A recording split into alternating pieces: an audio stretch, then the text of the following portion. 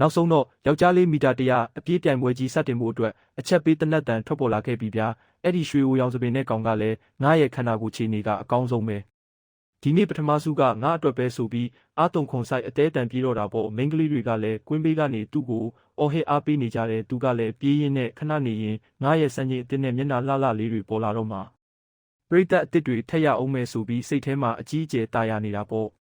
့ဒါပေမဲ့ပြိုင်ပွဲရဲ့အလှည့်ပြောင်းကအဲ့ဒီမှာစတာဗျာ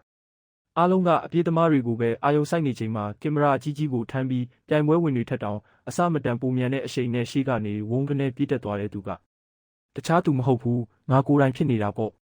ကင်မရာကြီးကိုကင်ပြီးလေလိုအရှိန်နဲ့ပြေးနေတဲ့ငါကိုကြည့်ပြီးဟိုရွှေစပင်ကောင်လည်းအံ့ဩလွန်လို့မျက်လုံးကြီးပြူးထွက်မတက်အသေးတန်တုံလို့သွားပါတော့တယ်ဗျာငါကင်မရာကြီးထမ်းပြီးရှေ့ကနေဝုန်းကနေဖြတ်ပြေးသွားတဲ့အကွက်ကသူတို့ကိုတော်တော်လေးဒေါသထွက်သွားစေတယ်ဗျာပြိုင်ပွဲလဲပြီးရောအဲ့ဒီရွှေစပင်ကောင်ကသွားတွေချိတ်ပြီးခိုင်ဝေရောနီးပြတွေရောငါတို့ကိုမယုံဘူးအဲ့ဒီလင်ရှမ်းကောင်ကဘာမို့လို့လဲဆိုပြီးမကြေမချမ်းဖြစ်နေကြတာပေါ့သူ့လူတွေကလည်းသွားမယ်ဟိုကောင်မလေး3ယောက်စီကိုသွားပြီးအဖြေတောင်းရမယ်အခုပဲသွားပြောကြဆိုပြီးငါ့ကိုစိန်ခေါ်ဖို့ထပ်ပြီးကြံစီကြပြန်တယ်ဗျာဒါပေမဲ့ကွင်းဘေးကမိန်းကလေးတွေကတော့ငါ့ကိုပဲဝိုင်းကြည့်ပြီးဗီဒီယိုရိုက်ပေးတဲ့သူကအသက်20အရွယ်နဲ့မီတာ400နဲ့မီတာ150ပြိုင်ပွဲတွေမှာစံချိန်တင်ထားတာတကယ်ကိုအားကျစရာပဲဆိုပြီးငါ့ကိုပဲတန်းတန်းဆွဲအားပေးနေကြတာအဲ့ဒီအချိန်မှာရွှေစပင်ကောင်ကဟိုမိန်းကလေးတို့ဆိုပြီးလူပြိုလဲဖို့စကားသွားကမ်းလှမ်းတာပေါ့ဒါပေမဲ့မိန်းကလေးတွေကမျက်နှာပြတ်သွားပြီးဘာလို့ငါတို့ကိုချိန်ထားပြီးမှမလာတာလဲမဟုတ်ဘူးလားဆိုပြီးသူ့ကိုလုံးဝအဖတ်မလုပ်ပဲနှောက်ယှက်တယ်လို့မျိုးဆက်ဆံလိုက်တာဗျာမိန်းကလေးတွေကသူ့ကိုဒီမှာကြည့်လိုက်အောင်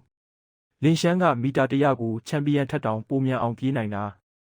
နင်ကသူ့ကိုဘာလိုက်ရှင်မှလဲဆိုပြီးငါရဲ့စံချိန်ကိုပြပြီးပြောချလိုက်တာပေါ့အဲ့ဒီစကားကြားလိုက်ရတဲ့အချိန်မှာအဲ့ဒီကောင်တွေခမညာမျက်နှာကြီးဖြူဖြော်ပြီးလုံးဝကဘာပြတ်သွားတယ်လို့ဖြစ်သွားတော့တာဗျာလင်ရှမ်းစောက်ကောင်ဆိုပြီးစိတ်ထဲကနေခံရခက်ပြီးငါ့ကိုပို့ပြီးတော့တောင်မုန်းတီးသွားကြပါတော့တယ်ဓာရီအကုန်လုံးပြီးသွားတဲ့နောက်မှာတော့ကွင်းထဲမှာနောက်ထပ်စိတ်လှုပ်ရှားစရာပြိုင်ပွဲအတစ်တစ်ခုစတင်မှုအချက်ပေးတန်ထွက်လာခဲ့ပြန်တယ်အဲ့ဒါကတော့ပရိသတ်တွေအားလုံးမျှော်လင့်ဆောင်စားနေကြတဲ့အမျိုးသမီးမီတာ50ရေကူးပြိုင်ပွဲကြီးပဲဖြစ်ပါတယ်ဗျာ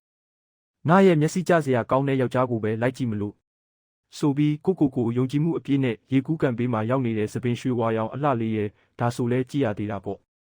လင်ရှမ်းနှင့်ကိုသဘောကျမလားဆိုတာဆိုပြီးရေထဲမှာအားကြမခံရှင်ပြိုင်ဖို့စိန်ခေါ်နေတဲ့အလှလေးတွေရဲ့နဲ့ရေကူးကန်ကြီးတစ်ခုလုံးလူတွေနဲ့ပြည့်နှက်ပြီးတော်တော်လေးစီကားလို့နေတယ်ဗျာငါကနင်တို့လိုကိုပုံအပ်ထားတဲ့မိန်းကလေးတွေနဲ့မတူဘူးဆိုတဲ့အတွေးနဲ့အလှလေးတွေအားလုံးဟာတာထွက်ခုံပေါ်မှာအသင့်ပြင်ပြီးတနတ်တန်အချက်ပေးတာနဲ့တပြိုင်နက်ရေကန်ထဲကိုဝုန်းကနေပြတိုင်းပင်ထိုးချလိုက်ကြတော့တာပေါ့ဟာမျောလင်းချက်တွေကိုအကုန်လုံးပေးဆက်ချင်ပါတယ်ဆိုပြီးရေထဲမှာလက်ပြတကောင်လိုလှပကူးခတ်ပြနေတဲ့အလှလေးရဲ့အမိုက်စားပုံရိပ်တွေကြောင့်ကုန်းပေါ်ကကြည့်နေတဲ့အော်ဘူးစီယောက်ျားလေးတွေခမများလုံးဝကိုပါဆက်အဟောင်းသားနဲ့ငင်းမောနေကြတာဗျာအဲ့ဒီအထဲမှာကောင်လေးတယောက်ဆိုရင်အလှလေးတွေရဲ့ဆွဲဆောင်မှုတန်ကိုမခံနိုင်ပဲနှာခေါင်းသွေးတွေပါပန်းထွက်ပြီးလဲကျသွားတဲ့အထိတကယ်ကိုအလန်းစားမြင်ကွင်းကြီးဖြစ်လို့နေတာပေါ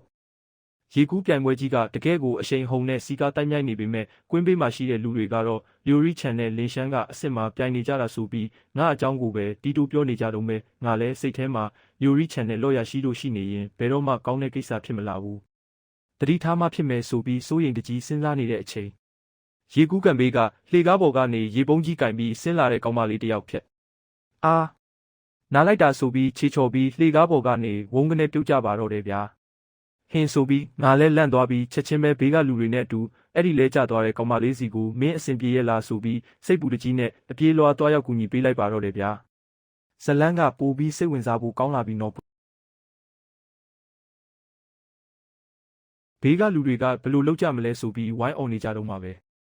ငါကချက်ချင်းပဲသူ့ကိုပွေ့ချလိုက်ပြီးအားလုံးဖယ်ပေးကြပါလို့អော်ပြီးကားစီကိုအမြန်ဆုံးပြေးတော့တာပေါ့ကားပေါ်တင်ပြီးတာနဲ့အချိန်နဲ့အမျှအသက်လူရတယ်လို့မျိုးဆေးရုံကိုအချိန်ပြင်းပြင်းနဲ့ကားမောင်းပြီးအမြန်ဆုံးပို့ပေးလိုက်ရတယ်ဗျာဆေးရုံရောက်တော့အရေးပေါ်ဌာနကခတင်ပေါ်တင်ပြီးဆရာဝန်တွေနတ်စမတွေကချက်ချင်းပဲအထဲကိုတွန်းခေါ်သွားကြတာပေါ့ငါလည်းအရေးပေါ်ခန်းအပြင်ဘက်မှာခောက်တုံးခောက်ပြန်လျှောက်ရင်ဒီကောင်မလေးဘာမှမဖြစ်ပါစေနဲ့ဆိုပြီးစိုးရိမ်တကြီးနဲ့စောင့်နေမိတာအတော်လေးကြာမှဆရာဝန်ထွက်လာပြီးလူနာကခြေထောက်အယိုးအနှဲငယ်အပ်သွားတာကလွယ်ရင်ကျန်တာစိုးရိမ်စရာမရှိပါဘူးကံကောင်းလို့အချိန်မီရောက်လာတာလို့ပြောမှပဲငါလည်းရင်ထဲကအလုံးကြီးကျသွားတော့တယ်ဗျာကောင်မလေးကကတင်ပေါ်မှာသတိမေ့လျက်သားပဲအမေဖြစ်သူကတော့ဘေးနားမှာအကျွေးတင်နေတဲ့ဆေးရုံဈေးတွေကိုကြည့်ပြီးမျက်ရည်တွေဝဲနေတာပေါ့သူကဆရာဝန်ရှိမှဒူးထောက်လို့မတက်တောင်းပန်ပြီးဆရာရဲ့ကျမမှာပတ်စံတကယ်မရှိတော့လို့ပါနောက်ကြရင်အရေးကြပြန်ဆက်ပါမယ်လို့ငိုယိုပြီးအကူအညီတောင်းနေရှာတယ် အဲ့ဒီအချိန်မှာဆရာဝန်ကလောဘဇောနဲ့အခွင့်ကောင်းယူပြီးဆေးရုံစရိတ်ကဒီလောက်မဟုတ်ဘူးအခုချက်ချင်းမပေးရင်တမိဖြစ်သူကိုဆေးကုပေးမှာမဟုတ်ဘူးလို့အတင်းချင်းချောက်ပြီးပတ်စံကိုအလွဲသုံးစားလုပ်ဖို့ကြံစီနေတာ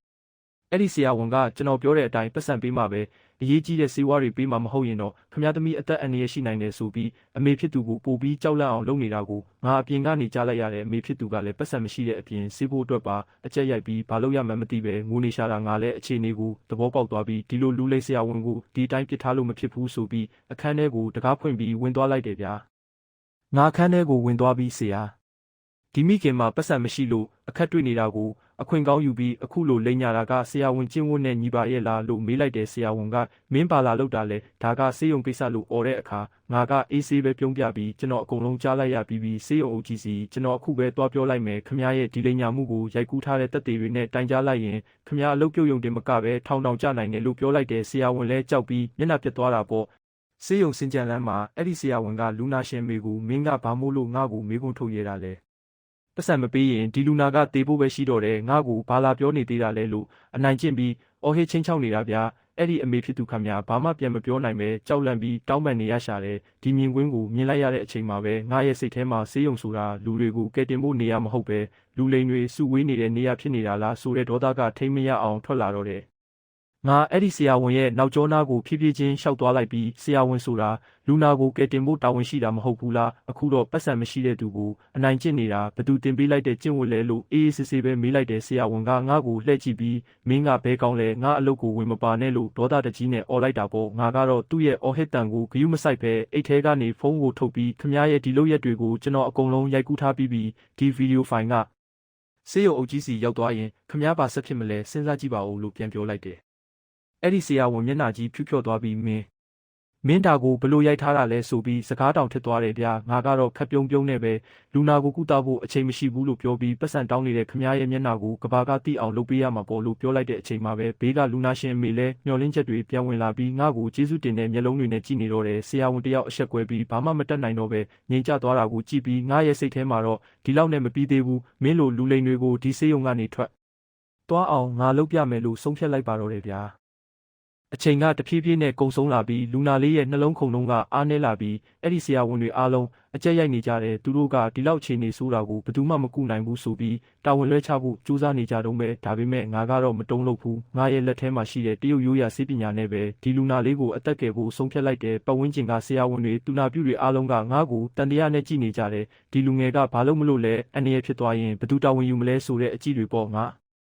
ကတော့အေးဆေးပ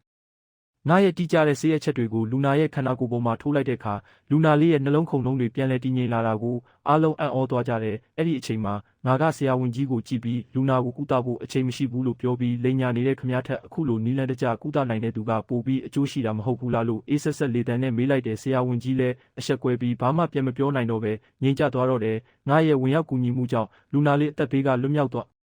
ဒါပြီးဆေးရုံတစ်ခုလုံးမှာငါရဲ့နာမည်ကပြန့်နှံ့သွားပါတော့တယ်ဗျာလူနာရှင်မေလဲငါ့ကိုကျေးဇူးတင်တဲ့မျက်လုံးတွေနဲ့ငိုရှိုက်ပြီးကြည်နေတဲ့အချိန်မှာငါရဲ့ရည်ရွယ်ချက်ကပြေဝသွားခဲ့ပါပြီလူနာလေးရဲ့အသက်ကိုကယ်တင်ပြီးချိန်မှာအားလုံးကငါ့ကိုအားကျတဲ့အကြည့်တွေနဲ့ကြည်နေကြတယ်ဒါပေမဲ့ငါရဲ့အဓိကပန်းတိုင်ကအခုမှစတာလူနာရှင်အမေစီကနေငွေကိုအတမတောင်းပြီးအခွင့်ကောင်းယူခဲ့တဲ့အဲ့ဒီဆရာဝန်ကတော့ရှက်ရမ်းရမ်းပြီးမင်းကဘာမို့လို့ငါ့ကိုလုတ်ပိုင်ခွင့်ရှိတာလဲဆိုပြီးဟိတ်ဟန်ထုတ်နေတော့မယ်သူကသူ့ရဲ့အာဏာကိုအသုံးပြုပြီးငါ့ကိုဆေးရုံကနေနှင်ထုတ်ဖို့လုံခြုံရေးတွေကိုခေါ်ဖို့ကြိုးစားပြန်တယ်ငါအေးဆေးပဲပြုံးလိုက်ပြီးသူ့စီကိုရှောက်သွားလိုက်တယ်ခမည်းကဆရာဝန်တယောက်ဖြစ်တင်တာဒါပေမဲ့ခမည်းကငွေကိုပဲကြည့်တဲ့လူလိမ်တယောက်ဖြစ်နေတယ်ခမည်းရဲ့ငွေလိမ်ခဲ့တဲ့အထောက်အထားတွေဒီလူနာစီကတောင်းခဲ့တဲ့ငွေစည်ရင်းတွေပြီးတော့ဆေးရုံအကြီးကိုလိမ်ညာထားတဲ့စာရွက်စာတမ်းတွေအကုန်လုံးကျွန်တော်လက်ထဲမှာရှိနေပြီလို့ပြောလိုက်တဲ့အခါသူ့ရဲ့မျက်နှာကြီးဖြူဖြောသွားတော့တယ်မင်းဒါတွေကိုဘလို့လုပ်တည်တာလဲလို့သူတုံရင်နဲ့မေးတယ်ငါကသူ့နာကိုကပ်ပြီးလူဆိုတာလုပ်ခဲ့တဲ့အမားအတွက်အကျိုးဆက်ကိုခံရမယ်ခမည်းကိုအခုပဲရဲစခန်းကိုပို့ပေးမယ်အဲ့ဒီမှာခမည်းရဲ့လုပ်ရက်တွေကိုတေချာထိုင်ရှင်းပြလိုက်ပါလို့ပြက်ပြက်တတပြောလိုက်တယ်သူကဒူးထောက်ပြီးငါကိုခွင့်လွှတ်ပါ